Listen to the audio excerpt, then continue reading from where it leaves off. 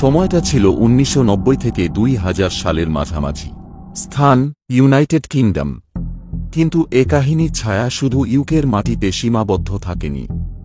এর প্রভাব গিয়ে পড়েছিল বহু দূরে, ভারতের পাঞ্জাব রাজ্যেও। একটা গোটা দশক জুড়ে ধীরে ধীরে তৈরি হচ্ছিল এমন এক ষড়যন্ত্র, যার নিষ্ঠুরতা শুনলে গা শিউরে উঠবে।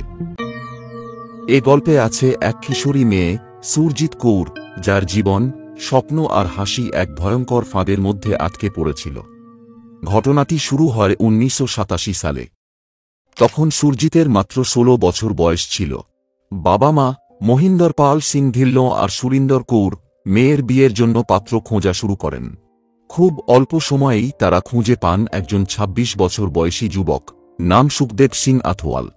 সুরজিৎ তখনও বুঝতেই পারেনি এই ছেলেটির সঙ্গে বিয়ে করার পর তার জীবনের মোড় ঘুরে যাবে এক অন্ধকার পথে। সে আসলে বিয়েই করতে চাইছিল না। সে ছিল প্রাণবন্ত, সাহসী আর হাসিখুশি স্বভাবের, জীবন নিয়ে অনেক স্বপ্ন ছিল তার। কিন্তু পরিবার তাকে জোর করে এই বিয়েতে বাধ্য করে। তারা ভাবছিল বিয়ের পর সব ঠিক হয়ে থাকবে, যেমনটা তখনকার সমাজে অনেকেই ভাবত, মেয়েরা একদিন ঠিক মানিয়ে নেবে। আর সুরজিতের পরিবারও ছিল সেই ধরনের, রক্ষণশীল মানসিকতা, শাসনের পরিবেশ, ছোটবেলা থেকেই মেয়েদের নিয়ন্ত্রণের মধ্যে রাখা হতো। তাদের বাসস্থান ছিল ভারতের পাঞ্জাবের এক ছোট্ট গ্রামে। সেখান থেকেই তারা ব্রিটেনে এসেছিল। কিন্তু মন মানসিকতায় তারা আজও ছিল গ্রামেই আটকে। বিয়ের আগে একবারই সুরজিৎ তার হবু বর আর তার পরিবারের সঙ্গে দেখা করেছিল। তাদের দেখে হয়তো সে ভয় পেয়েছিল, কিন্তু কিছু বলার সুযোগ ছিল না। বিয়ের পরই সে বুঝতে পারে তার শ্বশুর বাড়ির সবকিছু নিয়ন্ত্রণ করে তার শাশুড়ি বচন কৌর আথওয়াল। এই বচন কৌরের কথাই ছিল শেষ কথা। স্বামী সন্তানরাও যেন তার কথার বাইরে নড়াচড়া করতে পারত না। আর বাকি বাড়ির সদস্যরা তো ছিল শুধু নীরব অনুসারী। 1900 সালের মধ্যে আথওয়াল পরিবারের সদস্য ছিল 5 জন: শাশুড়ি বচন কৌর, বড় ছেলে সুখদেব, ছোট ছেলে হরদেব, মেয়ে বজান কৌর আর নতুন যোগ হওয়া পুত্রবধূ সুরজিৎ কৌর। তারা থাকত পশ্চিম লন্ডনের হেইস শহরে। সেই শহরের সেই বাড়িটি একসময় হয়ে উঠেছিল সুরজিতের দুঃস্বপ্নের ঠিকানা। বিয়ের পর থেকেই সুরজিতের জীবন যেন একদম নরকে পরিণত হয়, কারণ যে বয়সে তার পড়াশোনা করে নিজের জীবন গড়ার কথা ছিল, সে বয়সে তাকে শ্বশুরবাড়ির ময়লা জামা কাপড় ধুতে হতো, তাদের বাসন মাজতে হতো, আর পুরো বাড়ি ঝাঁট দিয়ে মোছামুছি করতে হতো। তবুও যদি সে কাজের মাঝে সামান্য কোনো ভুল করত, তাহলে তার শাশুড়ি বচন কৌর প্রচণ্ড রেগে যেত। আর যদি সে শ্বশুরবাড়ির সামনে সামান্য কিছু বলতেও যেত, তাহলে তার স্বামী সুখদেব তাকে এমনভাবে মারধর করত যে সুরজিৎ একা একা নিজের ঘরে বসে চুপচাপ কাঁদত। এখন হয়তো আপনার মনে প্রশ্ন আসছে, এত কষ্ট সহ্য করার পরও সে কেন নিজের পরিবার, মা বাবা বা ভাইদের এসব কথা জানায়নি? তাহলে আপনার জ্ঞাতার্থে জানিয়ে রাখি যে সুরজিৎ অনেকবারই তার আঘাতের চিহ্ন দেখিয়ে নিজের পরিবারকে সব বলেছিল। কিন্তু পরিবার তাকে চুপ থাকতে বলত। তারা বলত, এই কটা দিনের ব্যাপার, ধৈর্য ধরো, একদিন সব ঠিক হয়ে যাবে। যদি সহ্য করতে পারো তাহলে একদিন তুমি শ্বশুরবাড়ির মন জিতে ফেলবে। কিন্তু সুরজিৎ, যে সব সময় হাসিখুশি থাকত, সে জীবনে এত দুঃখ কখনো দেখেনি যতটা সে শ্বশুরবাড়িতে দেখছিল। সুরজিৎ কৌরের জন্ম হয়েছিল 1971 সালের 17 জুলাই ইংল্যান্ডের কোভেন্ট্রি শহরে। আর সে বড় হয়েছিল সেই শহরের ফোলেশিল নামের এক উপশহরে। সুরজিতের 3 বোন আর 2 ভাই ছিল, এবং তারা সবাই প্রথম থেকেই ইংল্যান্ডেই থাকত। যেহেতু সুরজিৎ একটি শিখ পরিবারে জন্মেছিল, তাই তাকে এবং তার ভাইবোনদের খুব রক্ষণশীলভাবে বড় করা হয়েছিল। যাই হোক, এরপর 1989 সালে সুরজিতের দেওর হরদেব সিং আথওয়ালেরও বিয়ে হয় একটি মেয়ের সঙ্গে, যার নাম সার্বজিৎ। সার্বজিতও ছিল খুব কম বয়সী, শান্ত স্বভাবের এবং একেবারে সহজ সরল। কিন্তু বিয়ের কদিনের মধ্যেই সেও বুঝে যায় আথওয়াল পরিবারের আসল চেহারা। বাড়িতে বচন কৌর এবার 2 বউকেই একইভাবে ব্যবহার করতে শুরু করে। সারাদিন তাদের রান্না করতে হতো, ঘর পরিষ্কার করতে হতো, এবং পরিবারের প্রতিটা কথা অন্ধভাবে মানতে হতো। মূলত তারা আর এই পরিবারের বউ ছিল না, যেন হয়ে উঠেছিল এই বাড়ির চাকরবাকরের মতো। যখন সুরজিৎ আর সার্বজিৎ দুজনেই গর্ভবতী ছিল, কয়েক মাসের ব্যবধানে তখনও তাদের সঙ্গে এমন আচরণ করা হতো যেন তারা ঘরের বউ না, কৃতদাসী। যখন সুরজিৎ আর সার্বজিৎ দুজনেই এক একটি সন্তান জন্ম দেয়, তখনও বচন কৌরের আচরণ তার পুত্রবধূদের প্রতি একটুও বদলায়নি। নাতি নাতনির সামান্য কান্না হলে তিনি ওদের মায়েদের বকা শুরু করে দিতেন। এমনকি যখন বাচ্চারা একটু বড় হয় তখন তিনি তাদের বলতেন যেন তাকে দাদি না বলে মা বলে ডাকতে। বাইরে থেকে আথওয়াল পরিবারকে খুব ধার্মিক আর আনন্দময় মনে হলেও কাউকে কখনো বুঝতে দিত না যে ঘরের ভিতরে কি ভয়ঙ্কর পরিস্থিতি চলছে। কিন্তু সেই চার দেওয়ালের ভিতরে নিরীহ সার্বজিত প্রতিদিন তার স্বামী আর শাশুড়ির ধমক খেত, আর সুরজিৎ তো মারও খেত। তবুও সুরজিৎ অনেক সময় মার খেয়েও স্বামী আর শাশুড়ির মুখের সামনে প্রতিবাদ করত। এই কারণেই সুরজিতের ওপর সবচেয়ে বেশি নির্যাতন হতো। ধীরে ধীরে সে এই বন্দি জীবনে একদমই হাঁপিয়ে উঠেছিল। একদিন সে ঠিক করে এবার সে এই বাড়ি ছেড়ে বের হবে, আর একটা চাকরি খুঁজবে, যাতে অন্তত বাইরের জগতে সে নিজেকে একটু হলেও স্বাধীন মনে করতে পারে। এরপর সুরজিৎ অনেক জায়গায় চাকরির জন্য চেষ্টা করে, আর একসময় লন্ডনের হিথ্রো এয়ারপোর্টে কাস্টমস এজেন্ট হিসেবে একটা চাকরি পেয়ে যায়। এখানে সুরজিৎ কৌরের সুন্দর এবং বন্ধুত্বপূর্ণ ব্যবহারের কারণে তার অনেক নতুন বন্ধু হয়, আর তাদের সঙ্গে সময় কাটিয়ে সে তার জীবনটা আবার উপভোগ করতে শুরু করে। নতুন বন্ধুদের প্রভাবেও সে কিছু ওয়েস্টার্ন পোশাক আর মেকআপও কিনে ফেলে। কিন্তু সুরজিতের এই পরিবর্তন তার স্বামী সুখদেব এবং শাশুড়ি বচন কৌরের একদমই পছন্দ হয়নি। সুখদেব মনে করতে শুরু করে যে তার স্ত্রী সুরজিৎ এখন তার কথা শুনছে না, আর সে যেন ধীরে ধীরে তার নিয়ন্ত্রণের বাইরে চলে যাচ্ছে। কিন্তু পরিস্থিতি আরও খারাপ হয় যখন 1994 সালের জানুয়ারিতে মাত্র 23 বছর বয়সী সুরজিৎ একদিন বাড়ি থেকে পালিয়ে যায় নিজের 3 বছরের মেয়ে পবনকে নিয়ে। তবে কিছুদিনের মধ্যেই সুখদেব সিং সুরজিৎকে খুঁজে বের করে এবং আবার তাকে মারধর করে আর হুমকি দেয়, যদি সে বাড়ি ফিরে না আসে তাহলে তাকে বাঁচতে দেবে না। যদিও সুরজিৎ শেষমেশ তার সঙ্গে বাড়ি ফেরার জন্য রাজি হয়। সে একটি শর্ত দেয়, সে জানায় সে আর আগের সেই বাড়িতে তার শাশুড়ির সাথে থাকবে না। আশ্চর্যের বিষয়, সুখদেব এই শর্তে রাজি হয়ে যায় এবং জানায় খুব শিগগিরই তারা আলাদা একটি বাড়িতে চলে যাবে। তারপর সুখদেব তার মা বচন কৌরের সঙ্গে কথা বলে এবং তাদের মূল বাড়ির পাশেই একটি বাড়ি কিনে ফেলে। এরপর সুখদেব, সুরজিৎ ও তাদের মেয়ে একসঙ্গে সেই নতুন বাড়িতে থাকতে শুরু করে। কিন্তু যখন থেকে সুরজিৎ চাকরিতে যেতে শুরু করে, সুখদেব মনে মনে সন্দেহ করতে থাকে যে হয়তো তার স্ত্রীর কারো সঙ্গে প্রেমের সম্পর্ক তৈরি হয়েছে। এরপর 1997 সালে যখন সুরজিৎ আবার গর্ভবতী হয় এবং একটি ছেলে সন্তানের জন্ম দেয়, তখন সুখদেব সেই শিশুকে স্বীকার করতে অস্বীকার করে এবং প্রশ্ন তোলে, এই ছেলের আসল বাবা কে? সুখদেবের এই কথায় সুরজিৎ খুব আঘাত পায়, কিন্তু সমস্যা তখন শুধু সুখদেবেই সীমাবদ্ধ ছিল না। আথওয়াল পরিবারের প্রত্যেকে এখন সুরজিতের দিকে সন্দেহের চোখে তাকাতে শুরু করে। সুরজিৎ বারবার চেষ্টা করে তার স্বামীকে বোঝাতে যে সে নির্দোষ, কিন্তু কেউ তার কথা শুনতে রাজি হয় না। সেই বাড়িতে বেঁচে থাকাটাই যেন দমবন্ধ করে তুলেছিল সুরজিতের জন্য।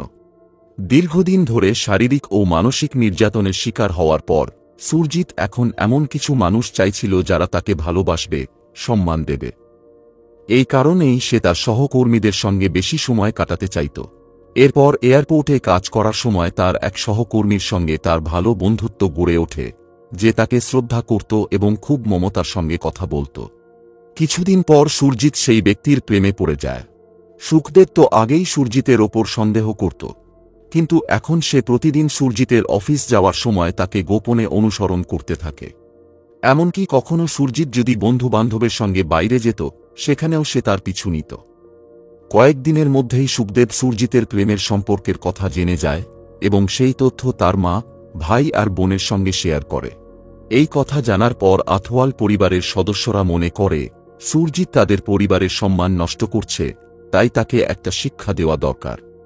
এরপর সুখদেব যখন সুরজিতের সঙ্গে এ বিষয়ে কথা বলে, তখন সুরজিৎ বুঝতে পারে যে তার প্রেমের সম্পর্কের কথা সবার জানা হয়ে গেছে এবং সে নিজের জীবনের সবচেয়ে বড় সিদ্ধান্ত নেওয়ার কথা ভাবতে শুরু করে। একদিন 1998 সালের নভেম্বর মাসে সুরজিৎ সুখদেবকে ডিভোর্স দেওয়ার কথা জানায়, কিন্তু সুখদেব সিং ও বচন কৌর কেউই সেই সিদ্ধান্ত মেনে নেয় না। সুরজিৎ জানত তার স্বামী তার মায়ের কথায় চলে, আর তাই সহজে ডিভোর্সে রাজি হবে না। এভাবে 1 মাস কেটে যায়, আর তারপর একদিন যখন সুরজিৎ বাড়িতে ছিল না, তখন তাদের মূল বাড়ির লাউঞ্জে এক গোপন মিটিং হয়। সেই মিটিংয়ে উপস্থিত ছিল বচন কৌর, সুখদেব সিং, হরদেব সিং, বচন কৌর এবং এমনকি সুরজিতের ভাসুরবু সার্বজিত। তখন বচন কৌর বলে, সুরজিৎ এখন আমাদের নিয়ন্ত্রণের বাইরে চলে যাচ্ছে আর আমাদের পরিবারের সম্মান নষ্ট করছে, তাই ওকে সরিয়ে দিতে হবে। আমি ভারতের একজনের সঙ্গে কথা বলেছি যে সুরজিৎকে মেরে ফেলবে আর তার অস্তিত্ব মুছে দেবে। এই পরিকল্পনা শুনে সবাই, এমনকি সুরজিতের স্বামী সুখদেব সিংহ এতে সম্মতি জানায়। কিন্তু এসব কথা শুনে সার্বজিৎ খুব ভয় পেয়ে যায়। সে চাইলেও সাহস করে সুরজিৎকে কিছু বলতে পারে না, কারণ সে তার স্বামী হরদেব আর শাশুড়ি বচন কৌরকে ভয় পেত। কিন্তু পরের দিন সার্বজিৎ খুব অবাক হয়ে যায় যখন তার শাশুড়ি বচন কৌর তাকে আর সুরজিৎকে ডেকে বলে, ভারতে আমাদের আত্মীয়দের বাড়িতে দুটো বিয়ের অনুষ্ঠান আছে, আমি দুটোতেই যেতে চাই। আর আমার ইচ্ছে যে তুমি আমার সঙ্গে যাও, কারণ তুমি যখন থেকে এই বাড়িতে এসেছ তখন থেকে আমরা শাশুড়ি বউ একসঙ্গে বাইরে কোথাও যাইনি। এরপর বচন কৌর সুরজিৎকে বলে, আমরা যখন ফিরে আসব তখন তুমি সুখদেবকে ডিভোর্স দিতে পারো। এই কথা শুনে সুরজিৎ কিছুটা স্বস্তি পায়। তার মনে হয় অবশেষে সে ডিভোর্স পাবে এবং একটি স্বাধীন জীবন যাপন করতে পারবে। কিন্তু সুরজিৎ জানত না, লন্ডন থেকে ভারতে এই সফর তার জীবনের শেষ কয়েকটি দিনের মধ্যে একটি হয়ে উঠবে। এরপর ভারত সফরের জন্য প্রস্তুতি শুরু হয়ে যায়। প্লেনের টিকিট কেনা হয়। লন্ডন থেকে রওনা দেওয়ার তারিখ ছিল ৩ ডিসেম্বর ১৯৯৮ এবং তারা ঠিক করেছিল পাঞ্জাবে দুটি বিয়ের অনুষ্ঠানে যোগ দিয়ে ১৮ ডিসেম্বর পর্যন্ত ফিরে আসবে। কিন্তু যতই ৩ ডিসেম্বরের দিন ঘনিয়ে আসতে থাকে, সার্বজিতের অশান্তি বাড়তে থাকে। যদিও সে সুরজিৎ কৌরকে কিছু বলেনি, কিন্তু নিজের স্বামী হরদেবকে সে স্পষ্ট জানায় তার মা বচন কৌর যা করতে চলেছে তা থামানো দরকার। কিন্তু হরদেব, যিনি নিজের মাকে ভয় পেত, সার্বজিৎকে চুপ করে থাকতে বলে। সার্বজিৎও সরাসরি সুরজিৎকে কিছু বলতে পারেনি, কারণ সে ভয় পাচ্ছিল যদি সে বচন কৌরের পরিকল্পনার কথা সুরজিৎকে জানিয়ে দেয় আর পরে সেটা বচন কৌর বা তার ছেলেরা জেনে যায়, তাহলে তার নিজের জীবনও বিপন্ন হতে পারে। তবুও সার্বজিৎ মনে মনে খুব দুশ্চিন্তায় ছিল। সে চায়নি সুরজিতের জীবন এমনভাবে শেষ হোক। তাই সুরজিৎকে বাঁচানোর জন্য সার্বজিৎ এক সাহসী পদক্ষেপ নেয়। ফ্লাইট ছাড়ার কয়েক ঘন্টা আগে সে তার বাড়ি থেকে দূরে একটি ফোন বুথে গিয়ে ক্রাইম স্টপার্স নামের একটি হেল্পলাইন নম্বরে ফোন করে। এই ফোন কলে সার্বজিৎ সেই মিটিংয়ের কথা জানায়, যেখানে বচন কৌর প্রথমবার বলেছিল সুরজিৎকে মেরে ফেলার পরিকল্পনার কথা। শুধু তাই নয়, সে ক্রাইম স্টপার্সকে সুরজিতের ফ্লাইট নম্বরও জানিয়ে দেয়। এই একই দিনে সার্বজিৎ স্থানীয় থানায় একটি চিঠিও লেখে। সেই চিঠিতে সে বাড়িতে হওয়া মিটিংয়ের পুরো বিবরণ দেয় এবং সেই মিটিংয়ে কারা কারা উপস্থিত ছিল তাদের নাম উল্লেখ করে। সে এমনকি ভারতে কোথায় বচন কৌর ও সুরজিৎ থাকবেন সেই ঠিকানাও লেখে এবং দ্রুত ব্যবস্থা নেওয়ার অনুরোধ করে। তবে নিজের নাম সে চিঠিতে লেখেনি, কারণ সে চায়নি তার শ্বশুরবাড়ির কেউ বুঝে ফেলুক যে সেই এই খবর দিয়েছে। যাই হোক, এবার ৩ ডিসেম্বরের দিন আসে। সুরজিৎ তার ৭ বছর বয়সী মেয়ে আর ৯ মাসের ছেলেকে বিদায় জানিয়ে নিজের শাশুড়ি বচন কৌরের সঙ্গে এয়ারপোর্টের উদ্দেশ্যে রওনা দেয়। এটা দেখে সার্বজিৎ নিজের ঘরে গিয়ে কান্নায় ভেঙে পড়ে। তার ভয় ছিল এই বিদায়ের পর সুরজিৎ আর কখনো ফিরবে না। যদিও সার্বজিৎ প্রাণপণ চেষ্টা করেছিল সুরজিৎকে বাঁচানোর জন্য, কিন্তু ক্রাইম স্টপার্স থেকে কোনো সাড়া আসেনি এবং পুলিশ থেকেও কোনো জবাব মেলেনি। আসলে পুলিশের পক্ষ থেকে কোনো তদন্তই শুরু হয়নি। সম্ভবত পুলিশ সেই চিঠিটিই পায়নি, অথবা যেহেতু সেটি নামহীন ছিল, তারা এটিকে মিথ্যে বা হাস্যকর অভিযোগ হিসেবে বাতিল করে দেয়। এবার সময় আসে ১৮ ডিসেম্বর ১৯৯৮। বচন কৌর ভারতে দিনগুলো কাটিয়ে আবার ফিরে আসে লন্ডনে সুরজিৎকে ছাড়া। এটা দেখে সার্বজিতে সন্দেহ হয়। সে তার শাশুড়ি বচন কৌরকে জিজ্ঞেস করে, সুরজিৎ কোথায়? বচন কৌর জানায়, সুরজিৎ পাঞ্জাবে খুব ভালো সময় কাটাচ্ছে, তাই সে আরও কয়েকদিন থাকার সিদ্ধান্ত নিয়েছে। এই অদ্ভুত কথা শুনে সার্বজিতের মন আরও বেশি অশান্ত হয়ে ওঠে। এভাবেই কয়েকদিন কেটে যায়। এরপর সার্বজিৎ সুরজিতের বাবার কাছে খবর পৌঁছায় যে তার মেয়ে সুরজিৎ ৩ ডিসেম্বর তার শাশুড়ির সঙ্গে ভারতে গিয়েছিল, কিন্তু ১৮ ডিসেম্বর বচন কৌর একাই ফিরে এসেছে। তখন সুরজিতের বাবা সরাসরি বচন কৌরকে জিজ্ঞেস করেন, তার মেয়ে কোথায় আছে? তখন বচন কৌর এক ভুয়া গল্প বানিয়ে বলেন, সুরজিতের ভারতে এক নতুন পুরুষের সঙ্গে পরিচিত হয় এবং তার সঙ্গে পালিয়ে যায়। এ সময় সুখদেব সিংহ বলে, কিছুদিন আগেও আমি সুরজিতের সঙ্গে ফোনে কথা বলেছি। এখন সে শুধু তার প্রেমিকের সঙ্গেই থাকতে চায় আর নিজের বাচ্চাদের ব্যাপারে কিছুই ভাবছে না। কিন্তু সুরজিতের বাবা মা ও ভাইবোনরা জানতেন সুরজিৎ কখনোই এমন কিছু করতে পারে না। এই বিশ্বাস থেকে 21 ডিসেম্বর সুরজিতের ভাই জগদীশ সিং মেট্রোপলিটন পুলিশে গিয়ে তার নিখোঁজ হওয়ার রিপোর্ট দায়ের করেন। এই রিপোর্টের পর পুলিশ আনুষ্ঠানিকভাবে তদন্ত শুরু করে। কিন্তু তখন পুলিশের তদন্তের ধরন ছিল খুবই ঢিলেঢালা, যার ফলে আথওয়াল পরিবার তাদের স্বাভাবিক জীবনে ব্যস্ত হয়ে পড়ে। তবে সুরজিতের ভাই জগদীশ সিং ও তার বাবা হাল ছাড়েননি। তারা বারবার পুলিশকে চাপ দিতে থাকেন, এমনকি ব্রিটিশ ফরেন অফিসেও যান যাতে ভারতে গিয়ে তদন্ত করা হয়। এরই মধ্যে ফেব্রুয়ারি 1999 সালে সুরজিতের স্বামী সুখদেব সিং সুরজিতের প্রায় 1 কোটি টাকার জীবন বীমা টাকা তুলতে চেষ্টা করে, কিন্তু সে এতে সফল হয় না। এরপর সে আদালতে ডিভোর্সের জন্য আবেদন করে যাতে পুলিশের সন্দেহ এড়িয়ে যেতে পারে।